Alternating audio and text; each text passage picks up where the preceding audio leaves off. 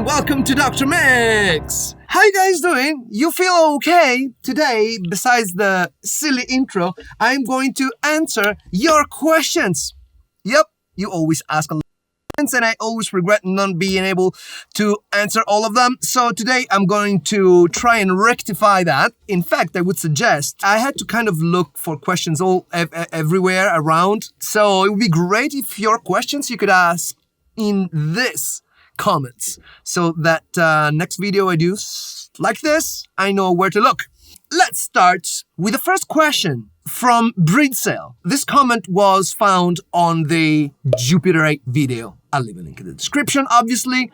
Why don't they make instruments like this anymore? When you say this, do you mean like analog, like true analog, like the instrument of desire or something like this? Or do you mean they don't make any good synthesizers anymore? Because if that's the second, I have to say I disagree. Look, there are plenty of synthesizers that are like super incredible. You know, the flagships from famous companies, name any of them, they're pretty much killer synthesizers, you know, with the most amazing modern technology. I do agree that the nice instruments like, you know, the mini Moogs, like this one, right? This was an object of desire, and this was definitely an object of desire. And at the time, they cost a fortune. In one way, we don't need for synthesizers to cost a fortune again. But yeah, I mean, I do agree that that's sort of, you know, I have a dream of having this big synthesizer. Today it's a little bit commoditized and it feels like nothing is special anymore. But it's just a feeling because there are plenty of companies who are making great new analog synthesizers, such as Polybrute comes to mind. I think we could use some more momentum towards, you know, the big, fat, analog, expensive dream synthesizer. Yeah, maybe there could be more of that. But let me tell you, Tom, there are plenty of amazing synthesizers on the market today. Next question, or I should say, next! Why do I shout a lot? Oh, okay. So Manisha Singh asks, where do you get the money for such expensive gear? All right, Manisha, actually, thank you for the question because it gives me a chance to speak about this.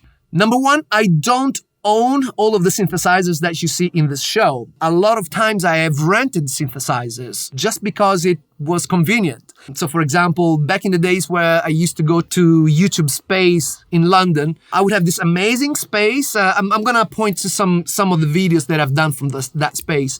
And I would have like a fantastic studio for like an entire day. Right? And what do? Okay, I can just play synthesizers and I would just hire them because I'm in London. You know, you can hire synthesizers easy. There's everything in London. So, and that's why I started sort of, you know, batch producing a lot of those rare synthesizers videos, but I never owned them. On another occasion, like for example, on the Thriller video, which you can see right here, on the Thriller video that I basically hired everything.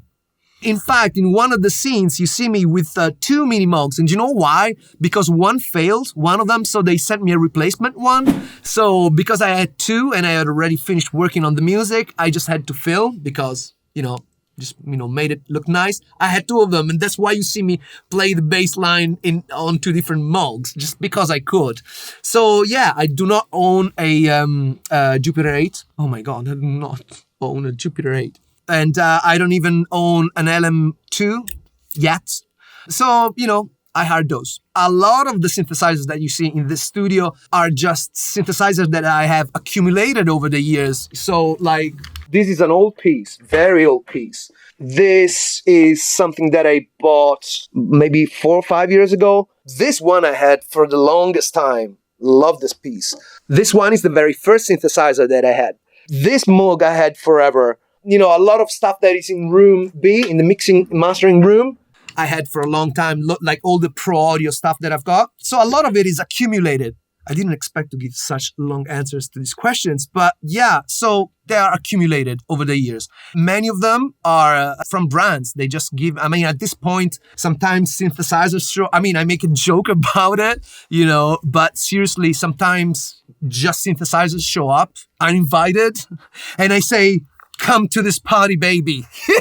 And then some I buy, too many. I buy. But where do I take the money? Sorry. I'm an established producer. I've worked many years in the pop industry. Coming to London, I took some of my clients, took some new clients and started out a company because there was so much work. I had to hire other people or raise my prices or say no to some clients. I didn't want to do that. So I started this music mixing, mastering, production service that's called drmix.com. And that's, the bread and butter of what we do. We make music for people like you. I also am an established artist in the Latin, soul, Afro, disco, house scene. And I make lots of records. I sell a lot of vinyl. I still sell a lot of vinyl today. My single, I Believe in Miracles, which was first released 10 years ago, something like that, like 2010 maybe. It sold constantly. I keep on repressing vinyl. I just pressed 1,000 copies more for the third time in the past 6 months, last month. So those sell. And also, of course, there is all the movies that I've made. There is the publishing, the track that I wrote. And then, of course, there is the YouTube revenue. And then I do sponsored videos. That's where the money comes from. Manisha, sing. And no, I'm not the son of rich people. Next question. Oh, do you know what? Little interval.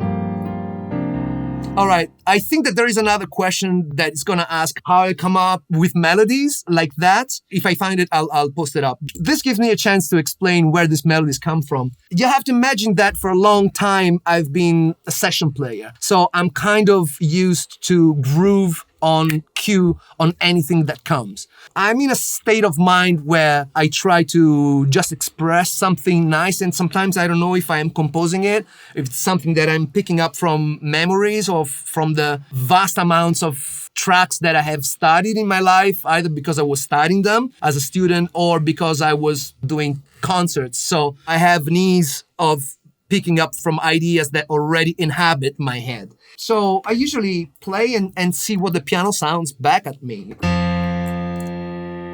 Majestic. Maybe do something dissonant. Now I'm thinking Caravan because I've done this chord.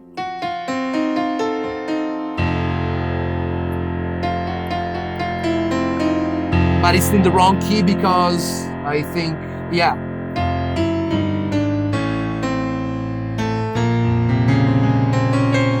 So just because I put my finger down, it sounds majestic. So I'm gonna do something celebrative, but a little bit mysterious. And then I think of that song. So, I don't know, see if let me do another, if I can come up with anything. Like, just repeating what I've just done, maybe. So from that nugget, I developed an entire idea, and now it's a chord. Now I can maybe compose.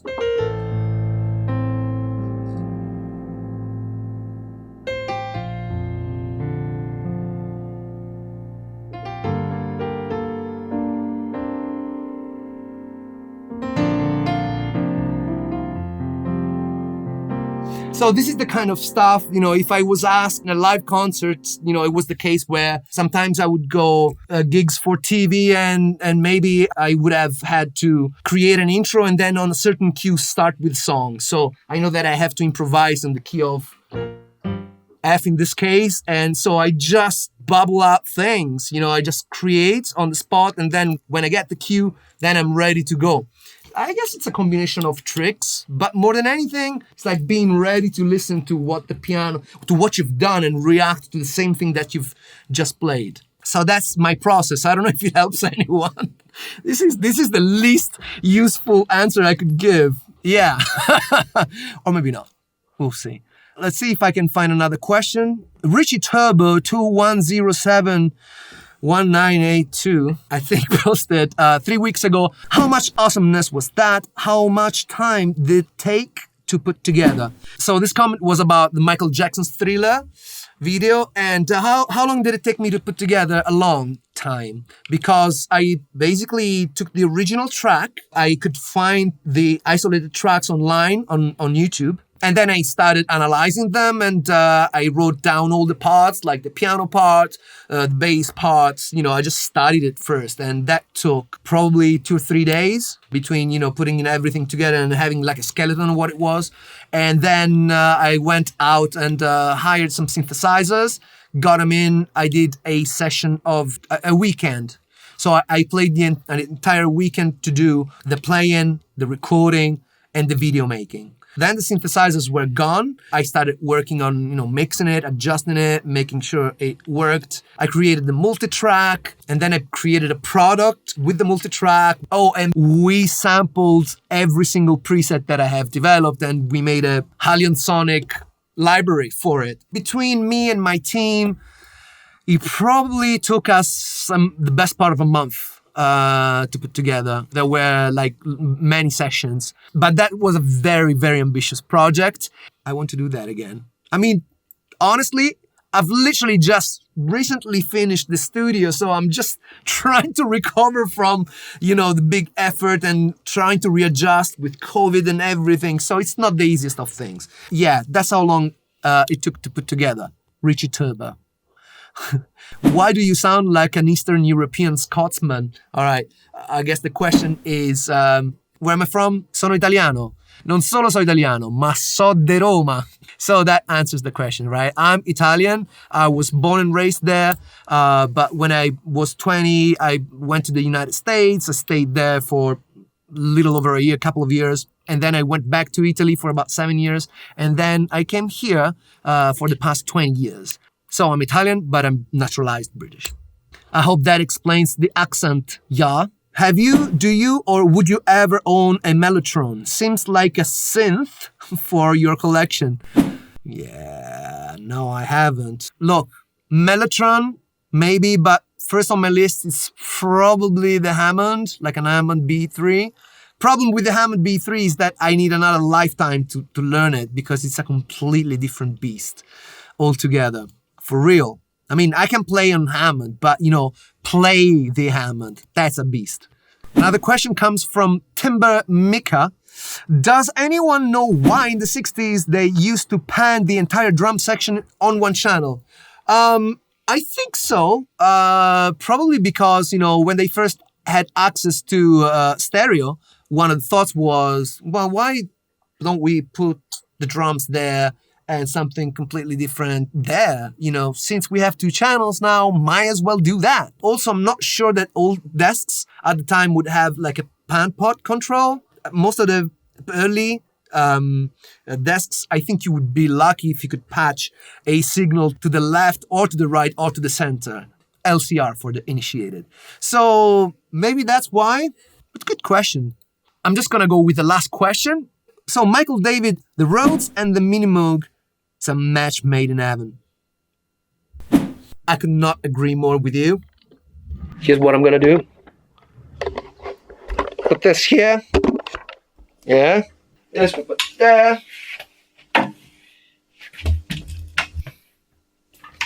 So let me give you the last jam for this video.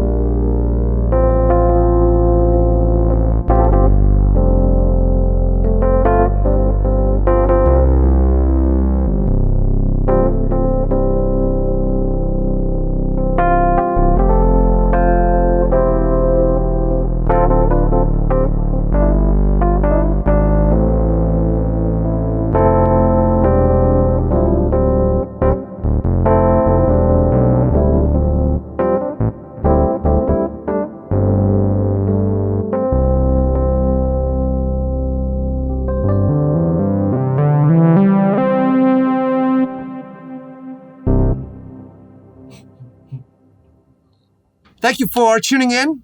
I hope you had a good time. I will do one more very soon. You take care of yourselves and each other. And watch this video next.